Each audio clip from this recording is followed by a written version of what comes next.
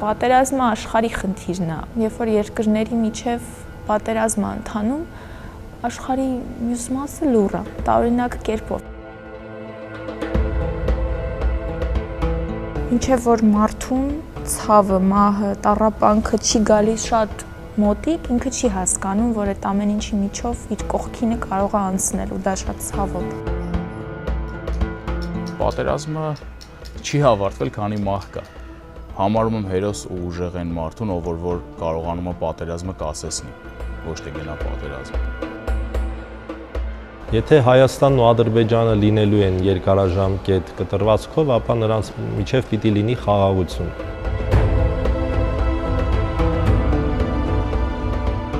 Վերջին պատերազմից հետո բնականաբար շատ բարդ կլինի խաղաղության մասին խոսալ։ Պատերազմը ցավ է պատճառել, սպի է թողել, սենց ու իրան միշտ որ կպնես ինքը իր մասին հիշացնելով։ Ստայնբեկն ասում էր, պատերազմը մարդու ձախողման ախտանիշն է, ես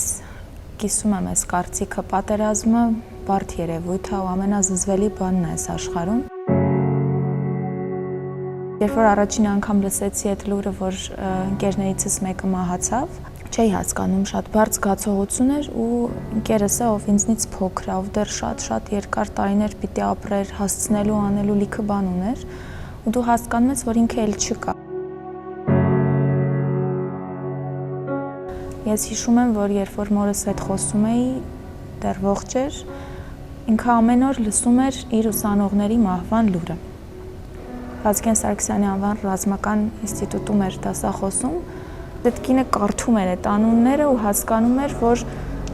ինքը այս մեկին ճանաչում էր, որ սա իր ուսանողն էր, մյուսն էլ էր իր ուսանողը ու ես իրոք չէի պատկերացնում, ինքը ոնց է կարողանում դա adekvat տանել ու շարունակել ապրել, իհարկե չկարողացավ երևի ամենաբարդը մարսել, որովհետև այդ ընթացքում նույնիսկ ես չէի գիտակցում, որ ամուսինս էստեղ չի, որ 51 օր սպասել եմ իրեն ու սպասել եմ 6-7 ամսական Մարիի հետ ու ամեն օր ուղղակի սենյակ իր գնում այդ մտքով, որ վաղը կարթնանակ ու ինքը էլի կզանգի ու ես ամենաշատը վախենում էի այդ զանգերից, երբ որ ինքը զանգում էր ու հարցնում էր ինչի հետս երկար չես խոսում, չէի կարողանում բացատրել, որովհետև ինձ թվում էր, որ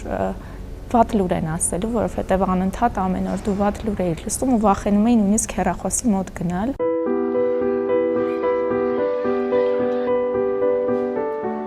Պատերազմը լինում են հաղթանակած եւ պարտված, հաղթանակած պատերազմի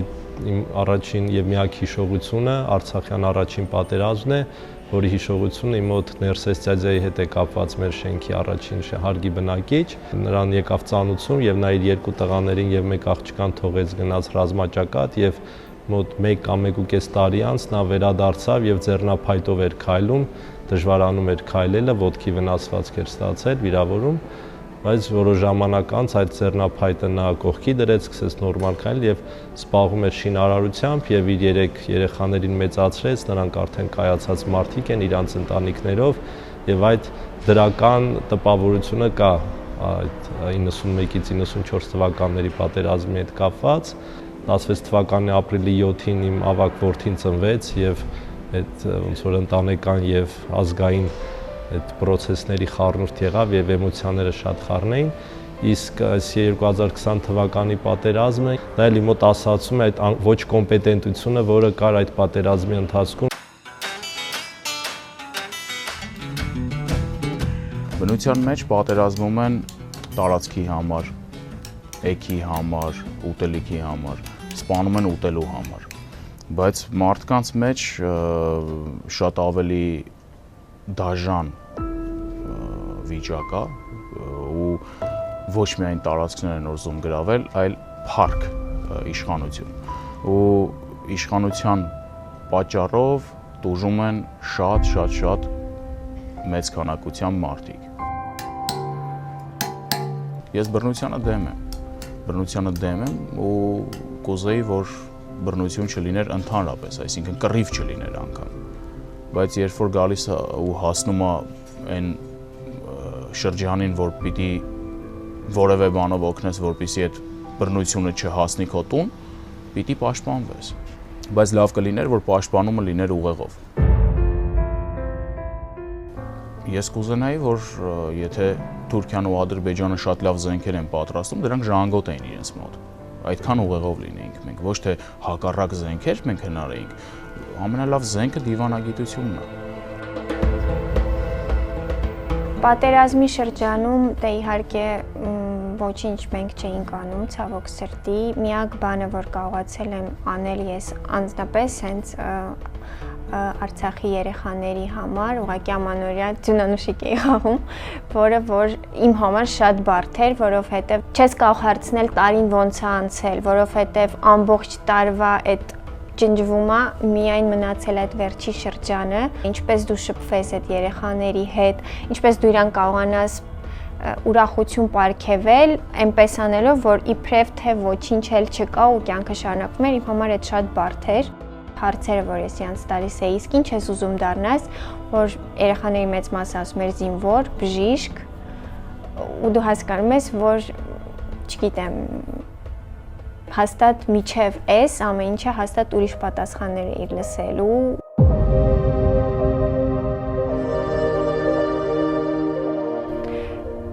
Ես չունեմ այնպիսի շատ մոտիկ մարդիկ, որոնք որ զոհվել են պատերազմում, բայց միևնույն է այդ ամեն, չգիտեմ, նույն այդ անունները, որ կարդում եմ, նենց տպավորություններ, ոնց որ ես իրանց բոլորին գիտեմ ու իրանց հետ կյանք եմ ապրել, բայց իրականում ոչ մեկի դեմքը նույնիսկ չեմ տեսել։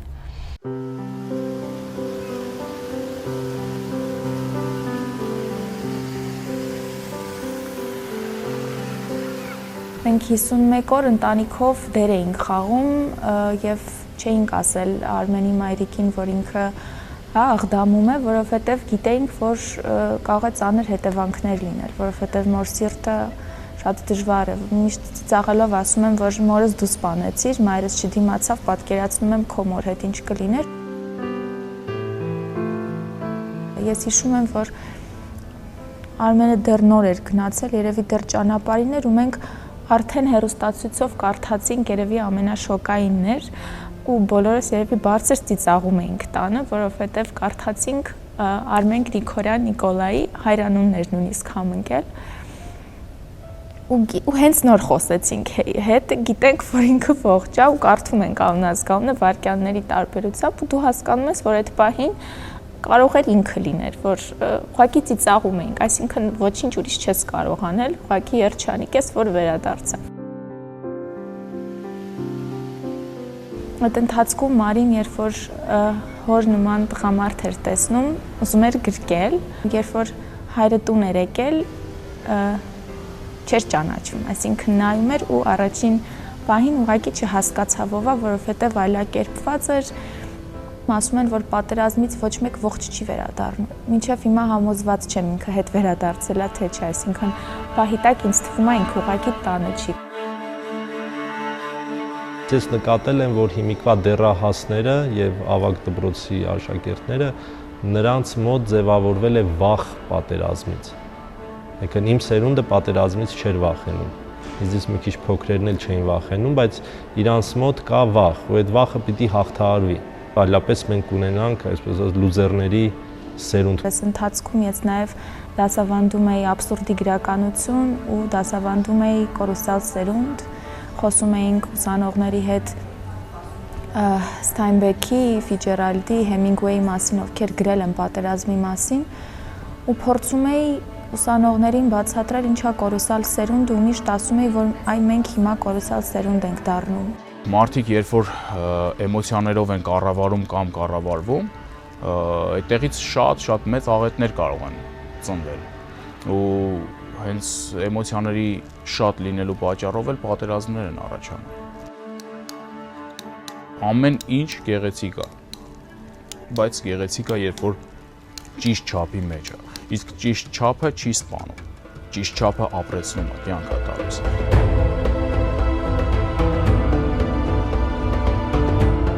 Խաղաղությունը շատ իմ համար շատ պարզ, բայց դժվար հասանելի բան է, որովհետև չգիտեմ, նույն մարդը ներքին խաղաղություն պետք է ունենա, որ կարողանա իր շուրջ բոլորն էլ խաղաղ լինի, իսկ այդ ներքին խաղաղությունը գտնելը, հասնելը դրան կարծում եմ բավականին բարդ է։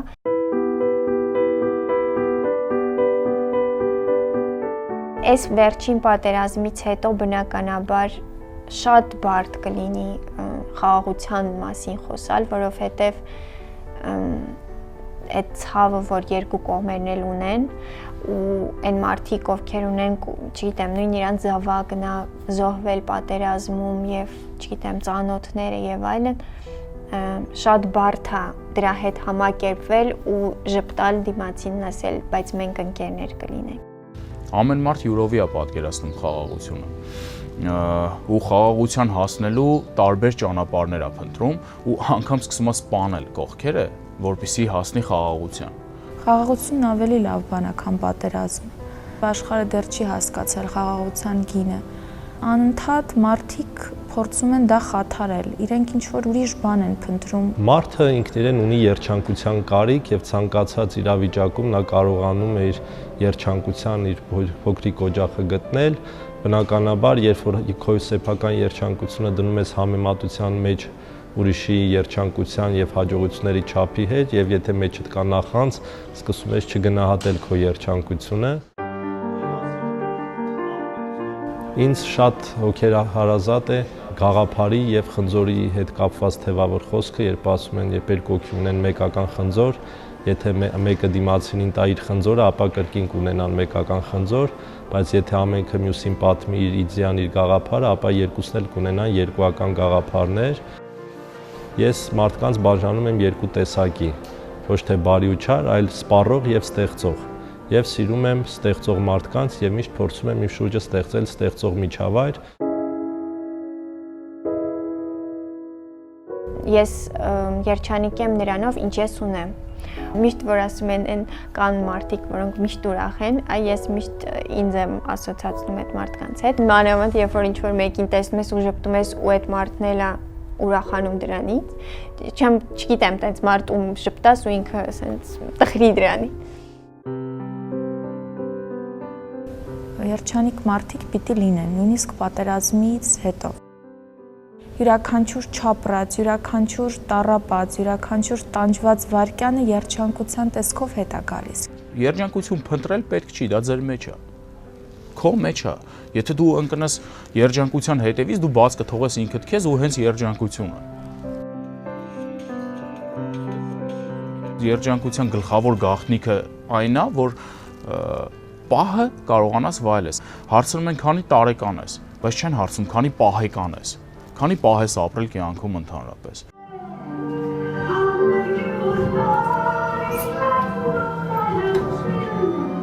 Սերը շատ լավ բան է։ Սերը դա այն զգացողությունն է, որը որ ամեն ինչ կարա ների, ամեն ինչ կարող է հասկանալ, ամեն ինչ կարող է ընդունել ու ինքը չունի պահանջ։ Սերը շատ դժվար է պահել, որովհետև ամեն վարքյան ինքը կարող է ուղղակի հոտս ցնդել։ Այդ մարդը կարող է ուղղակի չլինել։ Սերը չունի սկիզբ եւ սերը չունի վերջ։ Սերը շարունակություն է։ Շոպենհաուերն ասում է մեզ ուղղակի նետել են աշխարհ։ Ոչ ոք մեր կամքը չի հարցնում։ Մենք ուզում ենք ծնվել ու ցավոք սրտի ոչ ոք չի հարցնում։ Մենք ուզում ենք մեռնել թե չէ։ Ուղղակի ժամանակը գալիս է ու յուրաքանչյուրը ունի իր ժամանակը։ Ապրելու ժամանակը ու մեռնելու ժամանակը։ Ես միշտ այսպես եմ պատկերացրել, որ ես չեմ վախենում մահից, այսինքն երբ ինքը գա, ես պատրաստ եմ, բայց եղել է իրավիճակ, որ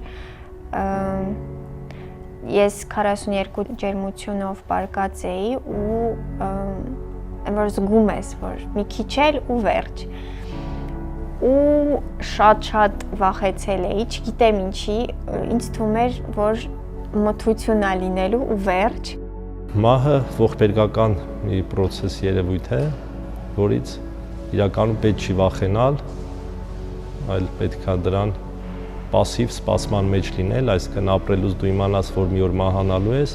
բայց այդ մահի վախը չպետք է քեզ խանգարի քո գործելիքը եւ անելիքը անելու հարցում։ Միակ բանը, որ շատ ազդել էր իմ վրա, դա ծնողներիս հայացքն էր, որ իրանք ոչինչ, ուղղակի շտապ օգնություն էին կանչել ու ուղղակի նայում էին իմ վրա, ոչինչ չէին կարող անել, ու այդ իրանց հայացքն եմ շատ լավ հիշում ու սենց, չգիտեմ, աչքես փակել էի ու սկսել էի աղոթել, ասում էի Աստված ջան, ես պատրաստ չեմ հիմա մահանալու։ Ինձ համար փոխակերպում է մարմնի մի վիճակից մի այլ վիճակի, որ դա ֆիզիոլոգիապես տեսանելի է ու ապացուցման կարիք չունի։ Մահ ու կյանք լեզվաբանության մեջ սրանք հականիշներ են, բայց իրենք ամեն վայրկյան կողք կողքի են ապրում ու դու չգիտես հաջորդ վայրկյանը քեզ համար կգա թե չէ։ Հայրենիքը լքել ինձ համար մահվան պես հավասարազոր է մահին, որովհետև դու կորցնում ես այն տարածքը, այն լեզուն, այն մշակույթը, այն կյանքը, որը դու թողել ես այստեղ, դու կորցնում ես քեզ, քո ինքնությունը ու անհատականությունը։ Հարազատ մարդու կորցնելը դա շատ ցավոտ է, ու դա միայն հենց ֆիզիկական մահի մասին չի, այլ նույն ձև կարող ես դու շատ մոտ մարդ լինի քո համար, որը որ կենթանի է, բայց ինքը մահացել է քո համար։ Ու դա ինձ թվում է շատ համազոր ցավ է։ Մարդու ներկայությունը զգացմունքների ապահովում է, այսինքն երբ որ մարդը կա, դու զգացմունքներով կարողանում ես ապահովված լինես իր կողմից։ Կլինի տեսնելու զգայարանով եւ դրանից առաջացած զգացողություններով, կլինի լսելու, կլինի շոշափելու եւ այլն։ Իսկ երբ որ բացակայում է ֆիզիկապես այդ մարդը, դու դրանից զրկվում ես ու գալիս է կարոտը։ Կարոտի պատճառով սկսում ես տխրել, որովհետեւ զգացողությունը, որը որ անվերադարձ է։ Այդպես կախված երազանքն է կարողանալ ստեղծել մաթեմատիկայի կրթության մի մոդել, որի միջոցով հնարավոր լինի, որ մի լավ ուսուցիչը կարողանա 1000 աշակերտի կիսե իր գիտելիքը, դրա պետք է իմ պատկերացածով լինի օնլայն եւ օֆլայն կրթությունների խառնուրդը, հիբրիդային կրթության մոդել։ Անտառ եմ ուզում ճիշտ ասած սարքեմ, այդ անտառը սարքեմ, հասցնեմ մյուս սերունդներին թթվածնով ապահովեմ, նոր մարմնիցս հեռանամ։ Երևի միջև պատերազմը որ հարցնեիր, ես կասեի, չգիտեմ, որ դառնալ պրոֆեսիոնալ պարող եւ հանդես գալ արտասահմանյան ինչ-որ թատրոնում, բայց պատերազմից հետո բավականին շատ փոխվել է ու ավելի եմ կարճել երևի Հայաստանից։ Հիմա ես ուզում եմ այստեղ ու այստեղ ամեն ինչը սենց իմ հնարավորությունների սահմանում զարգացնել։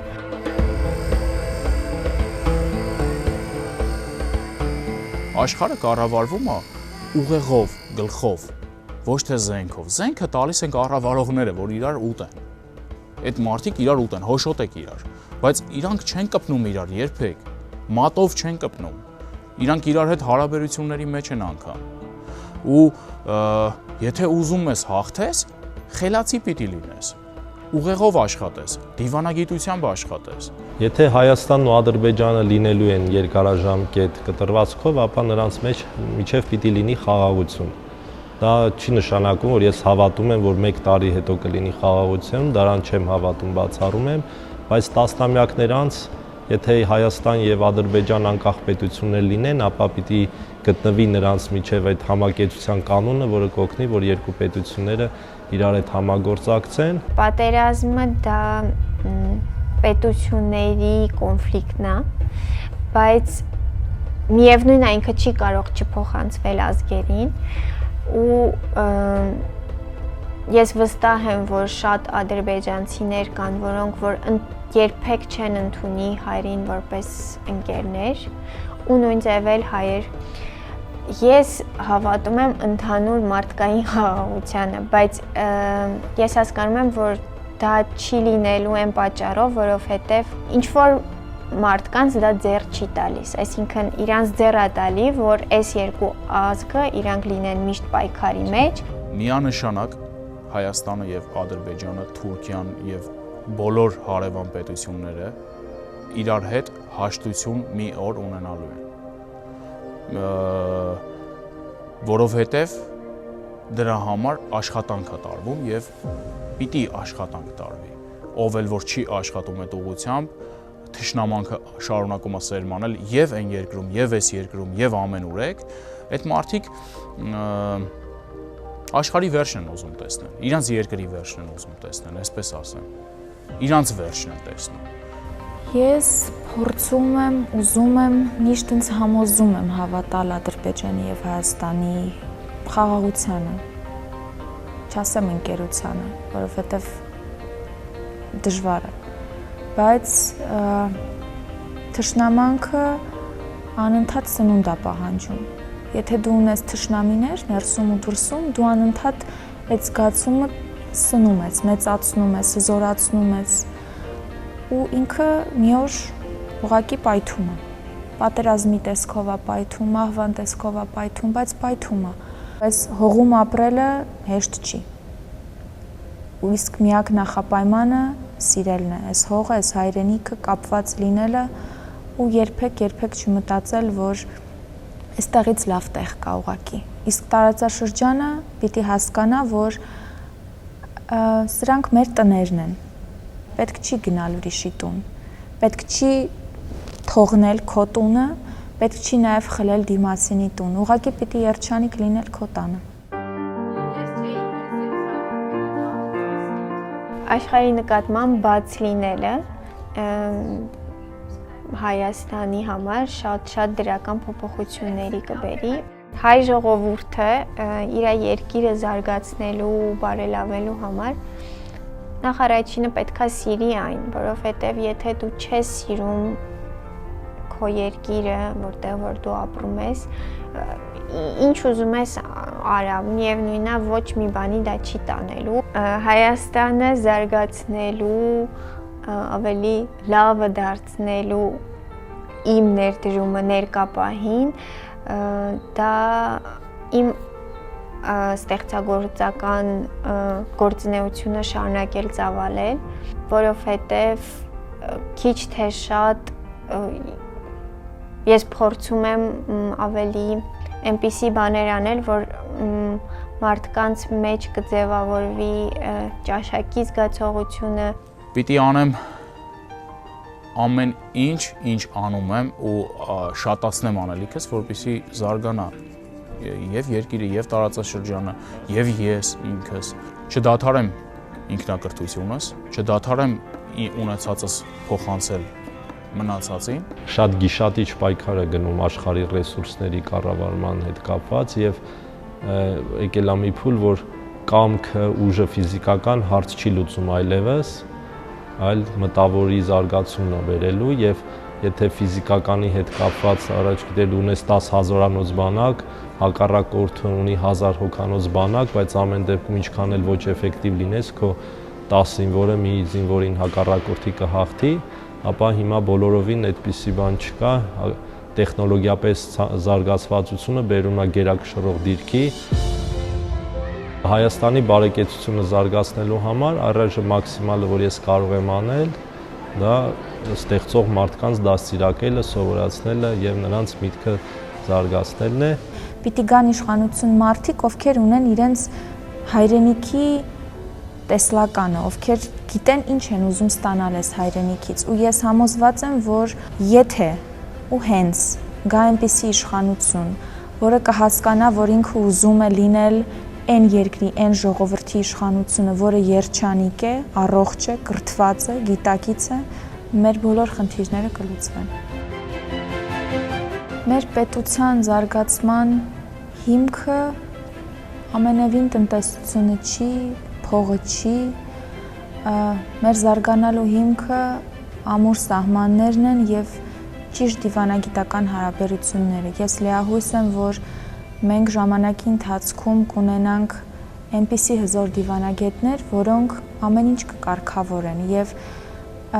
ամենաբարդվացող հարցերը կլուծվեն ու կկարգավորվեն adekvat առողջ մթնոլորտում, ոչ թե պատերազմի դաշտում, ոչ թե կյանքերի գնով, այլ ուղեղների գնով, որովհետև գիտության, կրթության միջոցով մենք իրոք կարող ենք ստանալ մեր երազած երկիրը։